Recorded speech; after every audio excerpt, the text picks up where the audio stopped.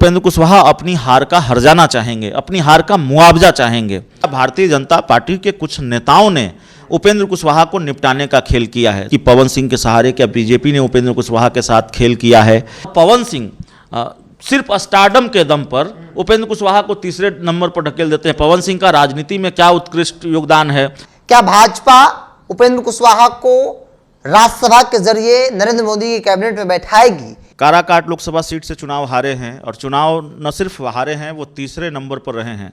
उपेंद्र कुशवाहा के बयान का ही जिक्र करते हैं। उन्होंने कहा कि पवन सिंह फैक्टर थे या फैक्टर बनाए गए। जिस तरीके से लालू यादव कुशवाहा वोट बैंक में सेंधमारी के लिए तमाम तरह की कवायद कर रहे हैं, उपेंद्र कुशवाहा चुनावी हार के बाद अपनी चुप्पी तोड़ते हैं। पहली बार जब कुछ बोलते हैं तो बहुत सधे अंदाज में वो बीजेपी के सर ही हार का ठिकरा फोड़ते हैं। उपेंद्र कुशवाहा राज्यसभा भेजे जाएं, इसका प्रेशर भारतीय जनता पार्टी पर बनेगा उपेंद्र कुशवाहा की तरफ से। तो मंत्री बनने को लेकर तो उपेंद्र कुशवाहा एक बार कह चुके हैं कि मैं केंद्र में मंत्री रहा हूं, तो राज्य में मंत्री होना, बिहार में मंत्री होना मेरे लिए बहुत सम्मान की बात नहीं है।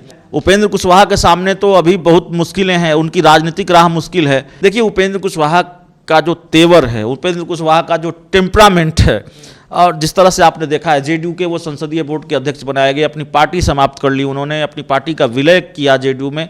भारतीय जनता पार्टी से भी बहुत अच्छी केमिस्ट्री हाल के दिनों में उपेंद्र कुशवाहा की नहीं रही है। नमस्कार, द इंडिया टॉप देख रहे हैं। मैं हूं आपके साथ बिरजू सिंह। काराकाट से चुनाव हारने के बाद उपेंद्र कुशवाहा के सामने, या फिर यूं कहें कि बिहार की राजनीति में एक सवाल जो तैर अभी भी रहा है कि अब उपेंद्र कुशवाहा का क्या होगा।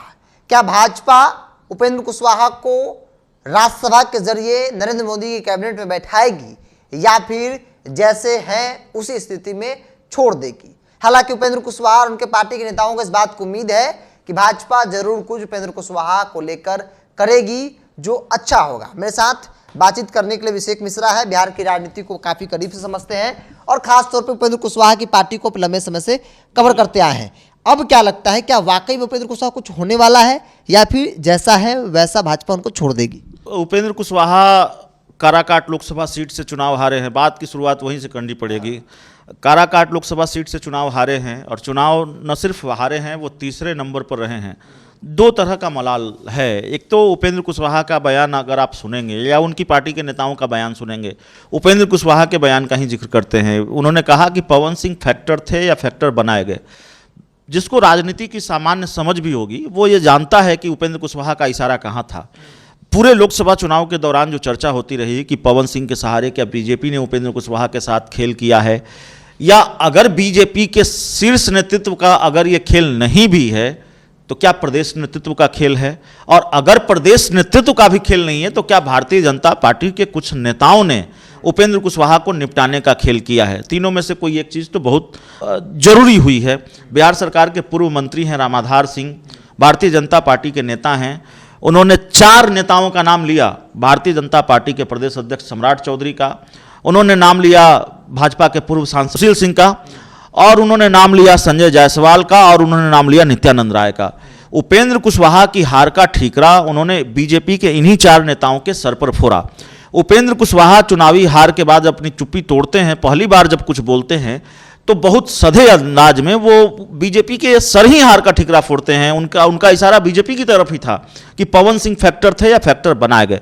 तो जाहिर तौर पर उपेंद्र कुशवाहा को भी अगर ये लगता है कि भारतीय जनता पार्टी के कुछ नेताओं की वजह से या भारतीय जनता पार्टी के खेल की वजह से उनकी हार हुई है, तो जाहिर तौर पर उपेंद्र कुशवाहा अपनी हार का हर्जाना चाहेंगे, अपनी हार का मुआवजा चाहेंगे। अब तो उपेंद्र कुशवाहा का राजनीतिक भविष्य संकट में है। अगर भारतीय जनता पार्टी उनको अगर उनकी हार का हर्जाना नहीं देती है, उनकी हार का मुआवजा नहीं देती है, तो आगे उपेंद्र कुशवाहा के लिए बहुत मुश्किल होगी। अभी उपेंद्र कुशवाहा के सदन जाने की उम्मीद है और उपेंद्र कुशवाहा चाहेंगे कि वो सदन जाएं, भारतीय जनता पार्टी से उस तरह की बातचीत उनकी हो जाए।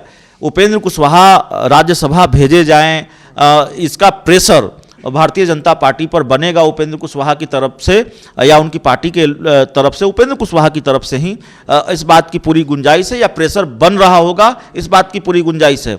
अब अगर राज्यसभा नहीं भेजे जाएंगे तो फिर दूसरी बातचीत होती है कि विधान परिषद भेजे जाएंगे, मंत्री बनेंगे। तो मंत्री बनने को लेकर तो उपेंद्र कुशवाहा एक बार कह चुके हैं कि मैं केंद्र में मंत्री रहा हूं, तो राज्य में मंत्री होना, बिहार में मंत्री होना मेरे लिए बहुत सम्मान की बात नहीं है। तो उपेंद्र कुशवाहा ये बता चुके हैं कि बिहार सरकार में मंत्री बनना उनके लिए बहुत दिलचस्पी का मामला नहीं है, बहुत दिलचस्पी उनकी नहीं है। लेकिन आप कह सकते हैं कि जो हाथ लगे, अब कहा जाता है कि जो मिल जाए। उपेंद्र कुशवाहा के सामने तो अभी बहुत मुश्किलें हैं, उनकी राजनीतिक राह मुश्किल है। राज्यसभा नहीं मिलेगी तो क्या वो विधान परिषद की सीट से संतोष कर लेंगे? मंत्री पद बिहार सरकार में क्या उनको मिलेगा? देखिए, उपेंद्र कुशवाहा का जो तेवर है, उपेंद्र कुशवाहा का जो टेम्परामेंट है, और जिस तरह से आपने देखा है जेडीयू के वो संसदीय बोर्ड के अध्यक्ष बनाए गए, अपनी पार्टी समाप्त कर ली उन्होंने, अपनी पार्टी का विलय किया जेडीयू में, लेकिन बहुत दिनों तक वो रह नहीं पाए। ललन सिंह से जम नहीं पाई, अशोक चौधरी से जम नहीं पाई, और फिर उन्होंने अपनी पार्टी अलग बनाई है। अब वो एनडीए का हिस्सा हैं, एक दो बार नीतीश कुमार से मिले भी हैं, लेकिन एक दो बार नीतीश कुमार से अगर मिले हैं इसका मतलब ये नहीं कि उनकी केमिस्ट्री नीतीश कुमार से ठीक हो गई है। भारतीय जनता पार्टी से भी बहुत अच्छी केमिस्ट्री हाल के दिनों में उपेंद्र कुशवाहा की नहीं रही है। तो भारतीय जनता पार्टी की मजबूरी उपेंद्र कुशवाहा हैं, ऐसा नहीं है कि भारतीय जनता पार्टी की जरूरत उपेंद्र कुशवाहा को नहीं है। जिस तरीके से लालू यादव कुशवाहा वोट बैंक में सेंधमारी के लिए तमाम तरह की कवायद कर रहे हैं, और 2024 के लोकसभा चुनाव नतीजों के बाद ये बात स्थापित हो चुकी है कि कमोबेश, बहुत पुख्ता तौर पर नहीं लेकिन कमोबेश लालू यादव ने कुशवाहा वोट बैंक में सेंधमारी करने में सफलता हासिल की है। ये बात साबित हुई है। आंशिक तौर पर भी लालू यादव अगर सफल रहे हैं तो ये बड़ा झटका है, क्योंकि आगे विधानसभा का चुनाव भी है। तो कुशवाहा जरूरी हैं एनडीए गठबंधन के लिए। लेकिन सवाल यह है कि उपेंद्र कुशवाहा की जो साख, उनका जो अपने वोटरों पर प्रभाव था, वो प्रभाव बरकरार है, उनका जो आधार वोट बैंक है क्या उनके साथ है?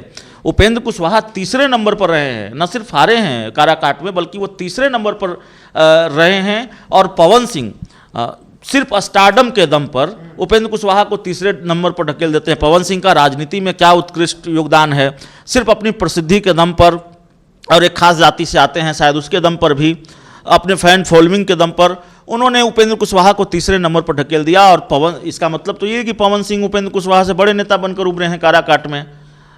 जो स्कोर के हिसाब से देखें तो ये स्थिति है। तो इसीलिए उपेंद्र कुशवाहा को लेकर यह सवाल है कि क्या सिर्फ भारतीय जनता पार्टी के खेल ने उपेंद्र कुशवाहा को हराया है, या फिर आपकी अपनी साख भी कम पड़ी है, आपका आधार वोट बैंक भी खिसका है, जिन वोटरों पर आपका प्रभाव माना जाता है वो वोटर भी आपसे छिटके हैं, खिसके हैं, इस वजह से भी आप हारे हैं। दोनों फैक्टर हैं, एक सिक्के के दो पहलू होते हैं। तो सिर्फ पवन सिंह के खेल की वजह से या बीजेपी के कथित खेल की वजह से उपेंद्र कुशवाहा हारे हैं, ये तो है नहीं। तो जाहिर तौर पर दो बातें हैं, एक तो उपेंद्र कुशवाहा जरूरी हैं भारतीय जनता पार्टी के लिए, एनडीए की जरूरत है, 4% वोट की बात, 4% वोट की बात है। लेकिन दूसरी बात यह है कि उपेंद्र कुशवाहा के पास वो 4% वोट है कि नहीं है। काराकाट का जो परिणाम है, वो जिस तरह से वो तीसरे नंबर पर गए हैं, उससे उस पर सवाल उठता है कि वोटर उनके साथ हैं कि नहीं है, वो 4% वोटर उनके साथ रहे हैं या नहीं रहे हैं। लेकिन कुल मिलाकर जो मुझे बात लगती है कि भारतीय जनता पार्टी और उपेंद्र कुशवाहा के बीच बात बिगड़ने की उम्मीद कम है। शायद उपेंद्र कुशवाहा की राज्यसभा की सीट कंफर्म हो सकती है, जो अभी तक मुझे लगता है। चलिए, उपेंद्र कुशवाहा की बातचीत हो सकती है कि बन जाए, क्योंकि बात अब 4% वोट बैंक की है। आरजेडी लगातार जो है कोशिश कर रही है कि उस कुशवाहा को अपने पक्ष में किया जाए। चुनाव में आपने देखा है कि भाई टिकट बंटवारे में आरजेडी और इंडिया गठबंधन सबसे आगे थी, अधिक से अधिक कुशवाहा को टिकट दिया गया, 7 कुशवाहा को टिकट दिया गया, जिसका फायदा भी आरजेडी और इंडिया गठबंधन को मिला। ऐसे में अब तेजस्वी चाहते हैं, चूंकि अभय कुशवाहा को संसदीय दल का नेता आरजेडी बना दिया, सीधे तौर पर निशाना कुशवाहा वोट बैंक है। आरजेडी चाहेगी कि कुशवाहा का एक चेहरा जो है अपने पाले में आए, और उस कुशवाहा चेहरे की बदौलत जो है 4% वोट बैंक को 100% अपने पक्ष में किया जाए। लेकिन यह तब संभव होगा जब भाजपा उपेंद्र कुशवाहा को सीधे तौर पर इग्नोर कर देगी। अभिषेक मिश्रा जी ने बताया कि भाई भाजपा के साथ उनकी बातचीत बन जाएगी, जो परिस्थिति अब तक दिख रही है। बहरहाल आपकी क्या राय है, आप अपनी राय को कमेंट्स बॉक्स में रखिए। अगर आप मेरे चैनल को यूट्यूब पर देख रहे हैं तो सब्सक्राइब कर लीजिए, फेसबुक पर देख रहे हैं तो पेज को लाइक और फॉलो कर लीजिए।